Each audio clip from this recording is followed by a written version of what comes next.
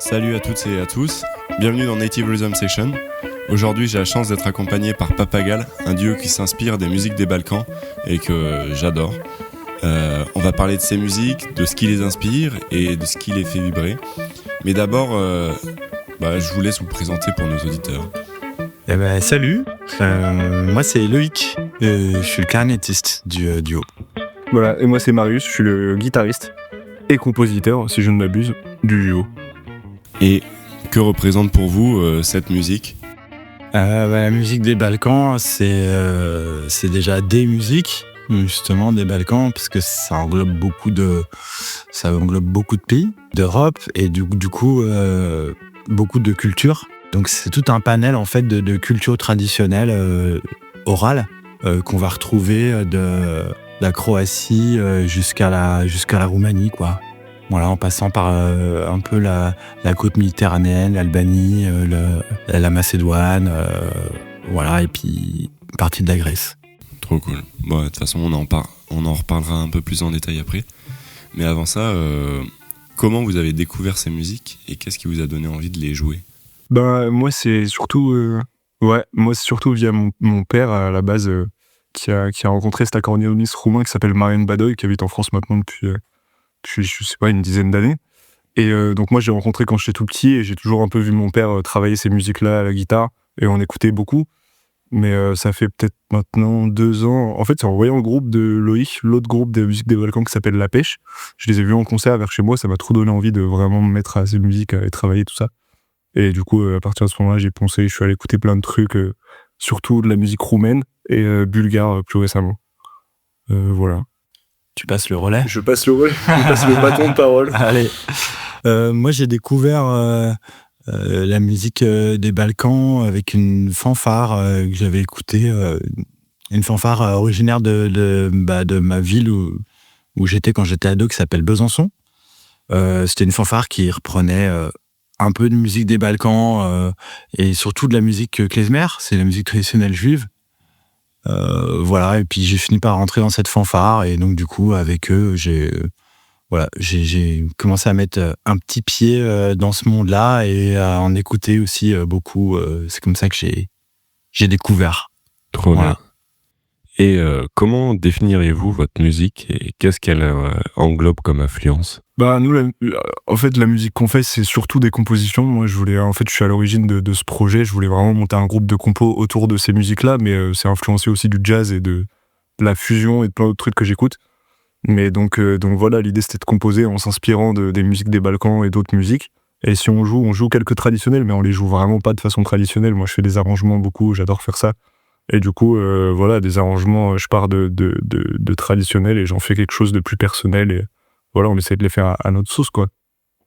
Mais oui, et surtout, vu que Papagal, à la base, c'est un quintet, en fait. On est 5, là, aujourd'hui, on est 2. On joue des fois en trio aussi, des fois à 4. Donc, le répertoire est à la base écrit pour au quintet, donc avec basse, batterie en plus. Et donc, voilà, après, on a adapté pour pouvoir les jouer en plus petite formation, quoi. Et moi, je vais ajouter que c'est aussi un terrain de jeu, comme dit Marius, on reprend aussi des traditionnels, mais à notre sauce, c'est Marius qui les arrange et tout, mais c'est aussi un terrain de jeu où on peut, justement, c'est un prétexte aussi pour jouer un peu le style qu'on adore et qu'on a aussi envie d'apprendre vraiment de manière assez méticuleuse.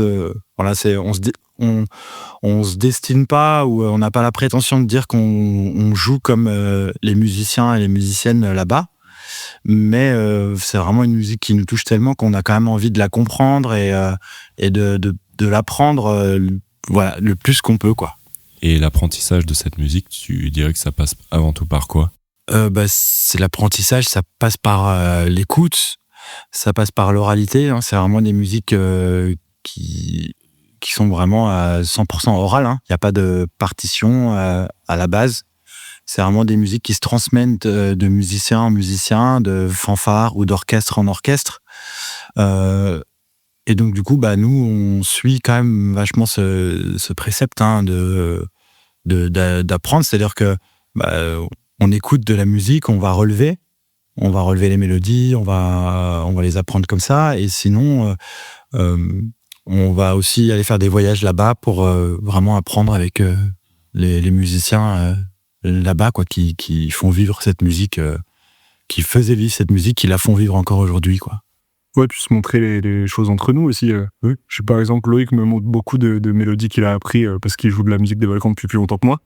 Et donc, depuis qu'on a ce projet, ça arrive régulièrement que, par exemple, on a un concert le soir et que la journée, il me montre une mélodie qu'il a relevée et que le soir, on le joue.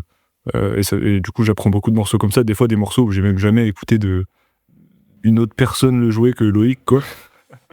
Donc, tu mets direct un peu ta patte. Bah oui, involontairement, ouais. Forcément, ouais. Puis aussi parce qu'il y a très peu de guitaristes qui jouent ces musiques-là en lead, quoi. Il y a beaucoup de guitaristes rythmiques, mais il y a peu d'exemples de guitaristes solistes qui jouent ces trucs-là, donc je suis obligé d'adapter tout le temps et de faire à peu près comme j'entends les choses. Moi, je rajoute que depuis quelques mois, c'est beaucoup toi aussi qui ramène des morceaux que je connais pas, donc c'est très cool.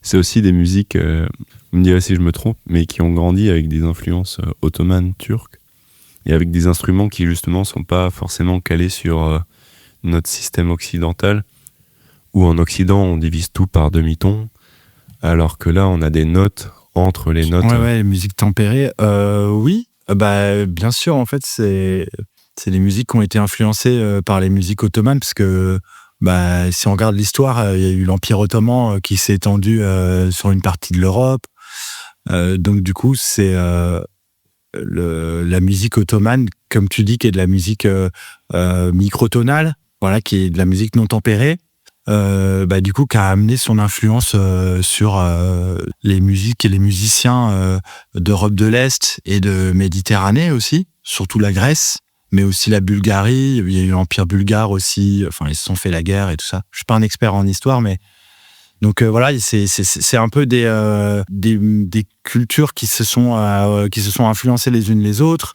et en fait qui ont aussi la musique ottomane qui est aussi allée chercher des influences dans la musique indienne, du fait de tout l'exode en fait du peuple rom en fait qui venait d'Inde, et en fait qui a traversé en fait le Moyen-Orient, qui a traversé l'Europe jusqu'en Espagne, et en fait qui a, à chaque fois qu'il s'installait quelque part dans un pays, qui s'est approprié aussi la culture du pays, la culture musicale, et après qui l'a distillé un peu partout en Europe de l'Est, Sud, Méditerranée. Oui. On voit bien que ces musiques-là se nourrissent les unes des autres. Et d'ailleurs, comment tu fais, Marius, toi, pour rentrer dans ce processus de création avec ces musiques-là ? Sur ces trucs-là, en fait, moi, j'ai commencé à écrire la musique pour ce projet-là avant de savoir avec qui j'allais jouer, parce que j'avais trop envie de monter un groupe comme ça, et en gros, je me suis dit, je vais enregistrer un peu des compos, le faire écouter un peu à des musiciens que j'aime bien, et peut-être qu'un jour, quelqu'un va me dire, ouais, j'aime bien ce que tu fais, on va jouer ensemble. Et ce qui s'est passé avec Loïc, en fait, on a commencé à jouer ensemble à peu près en même temps, donc je lui ai fait écouter les trucs que j'avais enregistrés. Mais du coup, c'était particulier parce que c'était des mélodies que j'avais pas du tout écrites pour la clarinette, donc il a fallu adapter, machin. Maintenant que je sais qui va jouer ce que j'écris, c'est pas pareil, je suis un peu orienté. Je comprends toujours pas comment ça marche la clarinette, mais j'essaye, je m'intéresse. Et puis voilà, et puis même le fait de savoir qui est le batteur, qui est le bassiste, le guitariste, etc. Même un peu inconsciemment, j'ai plus facilement la vision de ce que ça va donner une fois que ce sera prêt, donc je peux adapter. Mais du coup, pour répondre à ta question, je pars souvent d'une idée un peu mélodique, d'un thème souvent du coup inspiré de thèmes balkans que j'apprends. Et à partir de là, je l'arrange de façon pas du tout traditionnelle et je mets plein d'autres influences derrière, surtout avec la rythmique, quoi. Voilà. Par la rythmique, t'entends quoi? Ben, en fait, moi, j'ai tendance, quand je compose, à vouloir tout arranger un peu au millimètre et après laisser une part d'improvisation, ça se fait un peu après, mais du coup, je vais arranger, je vais écrire une partie, par exemple, pour le guitariste rythmique qui est très précise et déjà écrite, un arrangement, voilà, de toute la rythmique qui joue un peu ensemble, donc guitare, basse, batterie, voilà. Je voulais pas dire grand-chose, ça, ce que je viens de dire. Si, mais alors, quelles autres influences Quelles autres influences? Ben, je sais même pas, c'est toi qui fais l'interview. Non. Non, quelles autres influences? Bah, c'est un peu tout ce que j'écoute, je me pose pas vraiment la question, mais moi j'écoute beaucoup de jazz, je joue beaucoup de jazz à côté, et puis un peu plein de fusions, un peu rock, donc il y a un peu tout ça qui se mélange.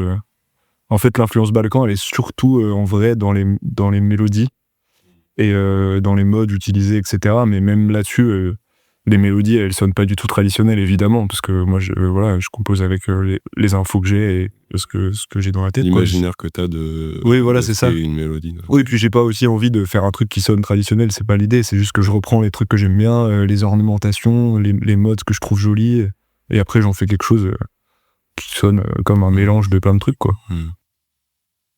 Mais même dans les placements rythmiques, il y a beaucoup de choses qui peuvent être qui sont ancrées dans la musique des Balkans. Et toi, est-ce que tu reprends ces rythmes-là? Ouais, carrément. Carrément, bah oui, il y a beaucoup de mesures impaires dans la musique des Balkans. Mais alors... Est-ce que tu peux expliquer vite ce que c'est là? Ouais, mesure impaire, ben... Impair pour une personne moldue. C'est tout ce qu'on sait pas danser en France. Comment t'expliquerais la mesure impaire Bah, la mesure impaire, on a nous aussi une danse en France qui est sur une mesure impaire, mesure en 3 temps. La valse. La valse. Voilà, la valse, c'est une mesure impaire parce qu'il y a 3 temps. 1, 2, 3, donc c'est impair. Et bah, dans la musique des Balkans, c'est toutes les musiques traditionnelles, c'est des musiques à danser. Donc voilà, en fonction des pays, bah, ils ont des danses en 5 temps, des danses en 7 temps, des danses en 9 temps, 11 temps, 13 temps, 15 temps, voilà. Et donc chaque danse a un nom. Et chaque danse aussi peut même avoir une fonction. Si on remet dans un contexte, c'est de la musique souvent qui est jouée pour les mariages, des événements comme ça, ou ça peut être des enterrements, mais on va dire que c'est principalement de la musique de mariage. Donc du coup, ça peut être très codifié. Telle musique, en 5 temps, la païdouchko, ça va être plus joué à tel moment.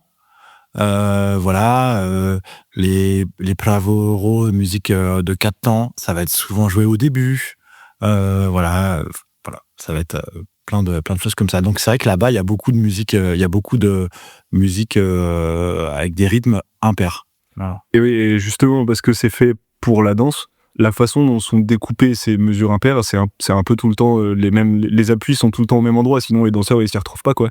Et du coup, moi quand j'écris de la musique par exemple dans une mesure à 11 temps, je vais pas le découper forcément comme ils le font là-bas, parce que bah moi je m'en fous, personne va danser ce que j'écris, quoi. J'aimerais bien, mais même moi bon, bref. Mais du coup voilà, je le découpe un peu comme je veux, il y a pas ce truc là derrière que faut que ce soit de la musique qui va être dansée, quoi. Donc je peux un peu triturer le truc sans me poser trop de questions et m'amuser un peu plus sur les découpages, quoi, des métriques. D'accord, trop cool. Bah en tout cas, merci pour ton explication. Et là, je propose qu'on écoute un extrait de l'une de vos compos pour que les auditeurs et auditrices découvrent un peu plus votre musique. Donc voilà, ce morceau s'appelle Balkan 25.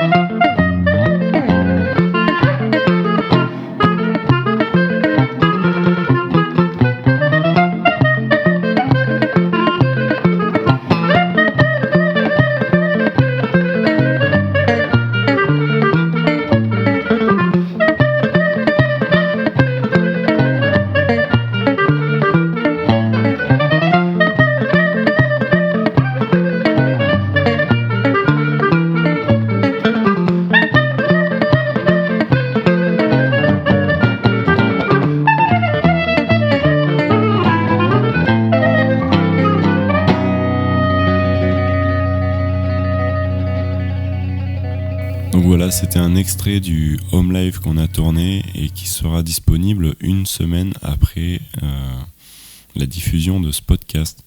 Donc voilà, restez connectés pour écouter le home live. Et pour revenir à l'interview, est-ce qu'il y a des artistes qui vous ont profondément influencé dans ces musiques-là ? Ouais, il y en a un qui nous a quand même... où on s'est retrouvé dessus au tout début, on a commencé à faire des sessions avec Marius, c'est Ivo Papazov. Ouais, carrément. Ivo Papazov, c'est un clarinettiste tzigane de Bulgarie. Originaire, sa famille est originaire de Turquie, donc c'est vraiment les Roms turcs de Bulgarie. Et ce clarinettiste-là, il a vraiment modernisé la musique traditionnelle bulgare. Faut savoir que souvent, dans chaque pays, t'as la musique traditionnelle du pays, et à côté, t'as aussi la musique rome de ce pays. C'est pas forcément toujours les mêmes répertoires. Et en fait, Ivo Papazov, il a tellement révolutionné un peu la musique traditionnelle bulgare que même en tant que Rome, c'est devenu vraiment la musique traditionnelle de Bulgarie, alors qu'il est musicien Rome, quoi. Ok. Mais il l'a influencé de quelle manière ? Il l'a renouvelé de quelle manière ?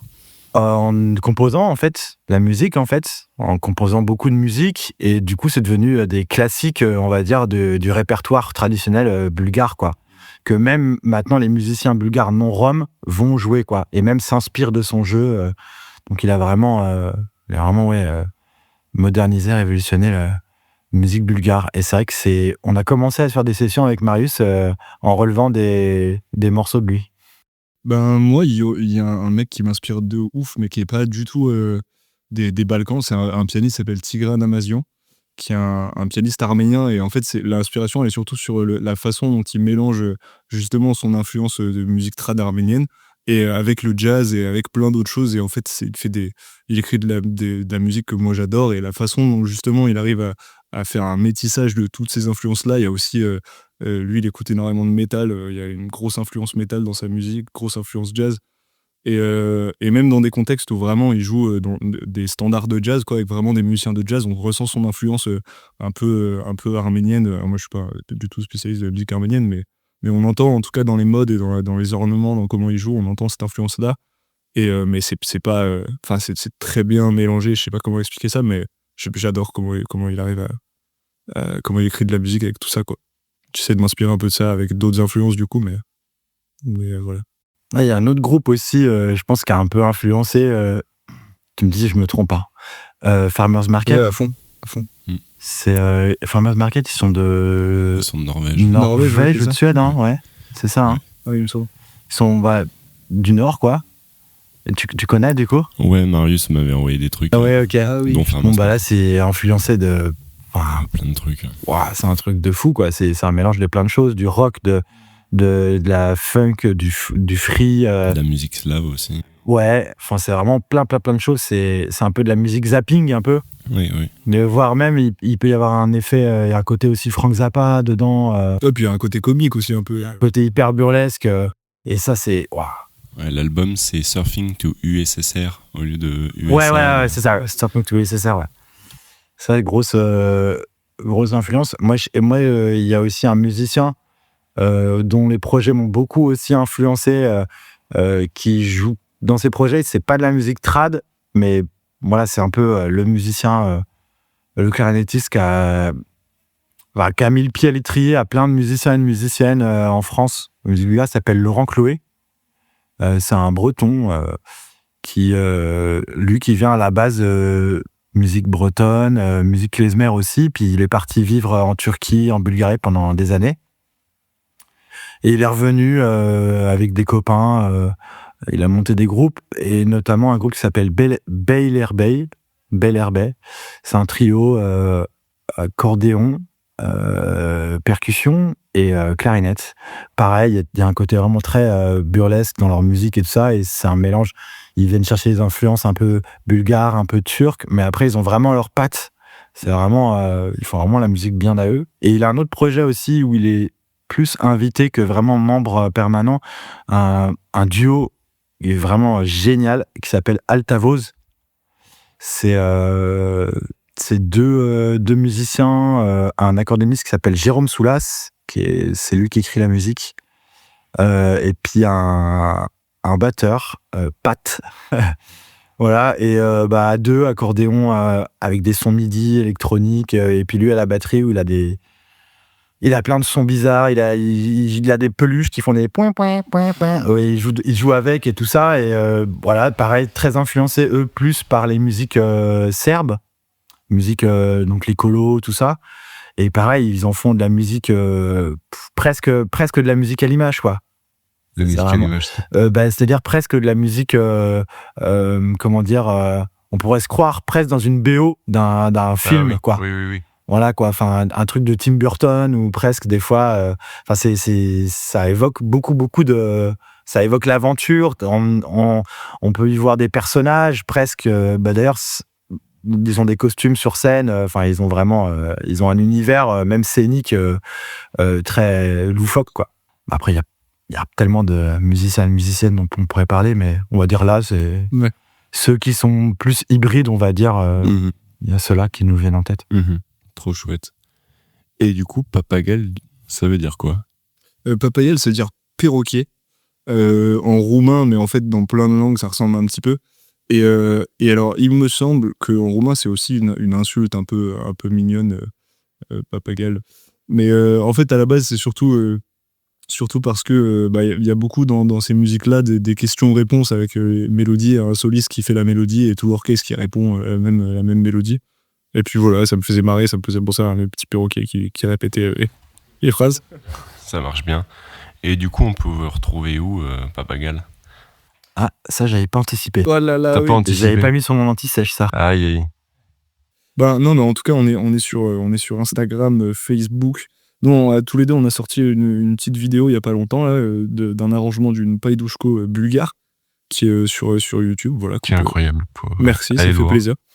Arrangement de Marius Kiktef. Et puis, on va ressortir une petite vidéo dans le même cadre d'un arrangement d'un morceau roumain, cette fois, où ça sortira sûrement dans je sais pas. À la rentrée, peut-être de septembre.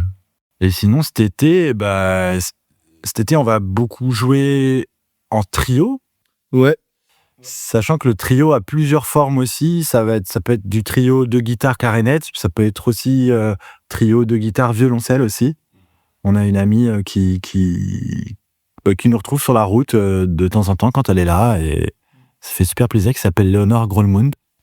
Les seuls violoncellistes au monde à jouer ces trucs-là au violoncelle, ça n'existe pas normalement. Qui joue, elle, beaucoup de musique roumaine.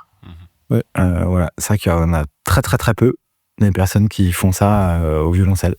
Parce que globalement, t'as quoi comme instrument dans ces musiques? Ça dépend des pays. Si par exemple on va en Roumanie, ça va être le violon, le bratch. Le bratch, c'est un violon alto, mais qui sert vraiment à faire la rythmique.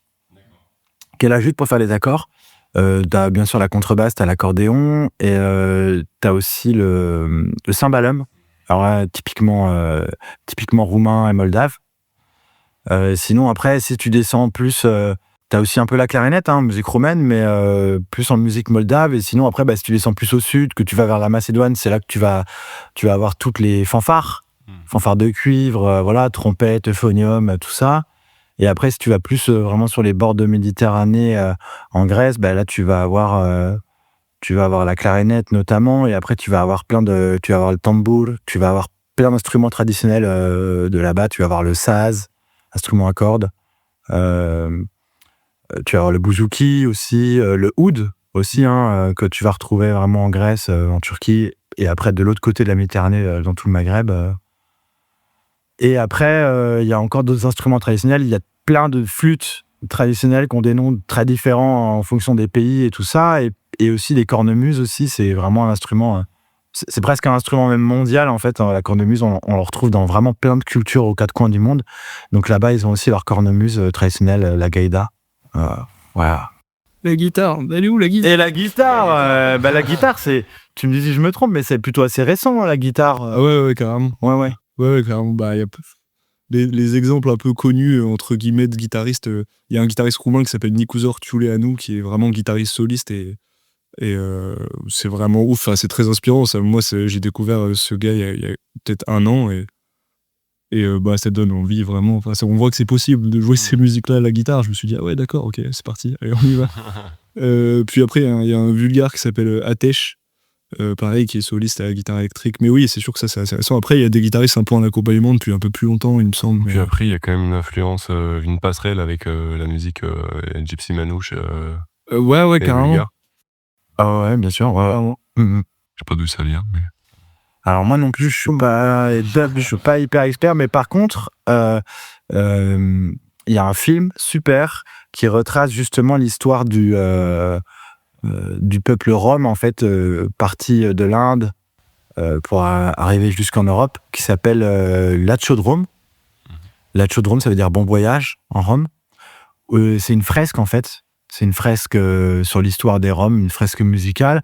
Et du coup, il y a une partie dans le film, il y a une partie où justement on voit les Roms qui arrivent plutôt en Europe de l'Ouest et du coup qui vont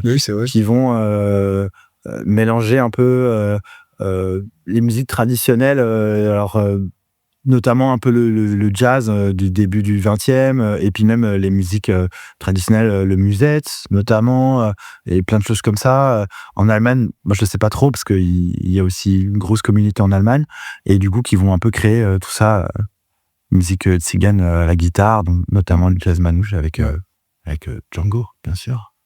Monsieur a des références. Ouais, attends, carrément, quoi. faudra pas checker tout ce que je suis en train de dire là, carrément. N'hésitez pas.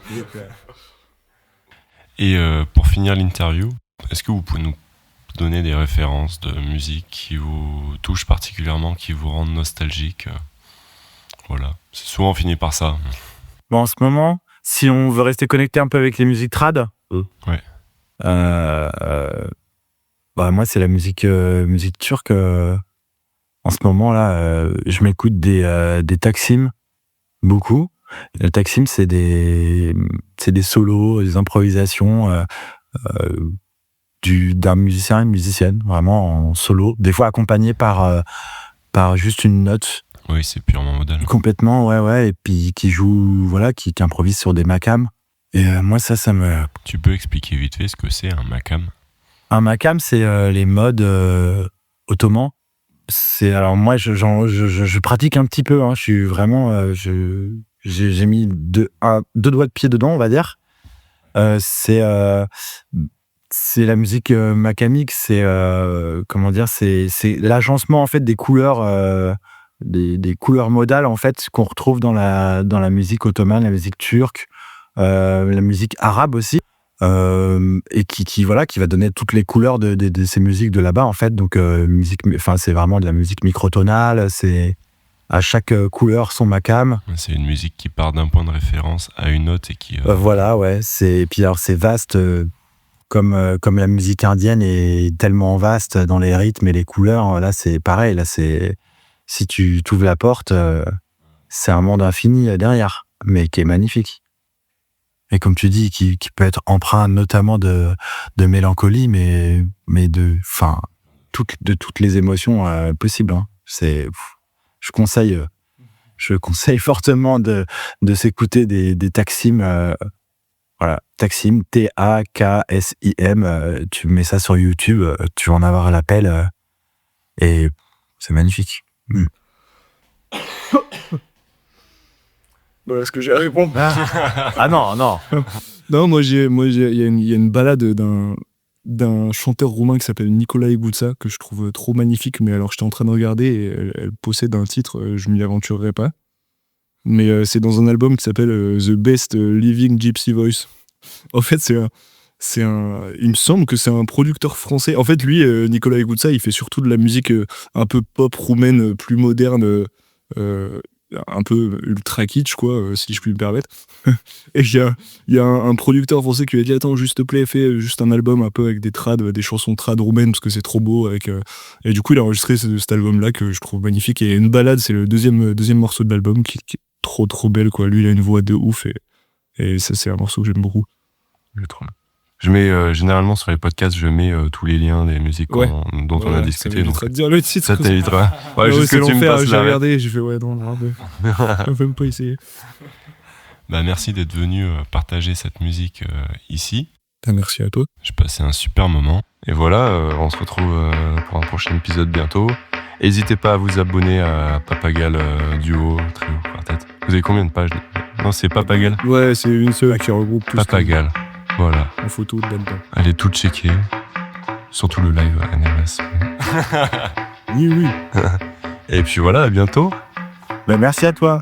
Allez, à la prochaine.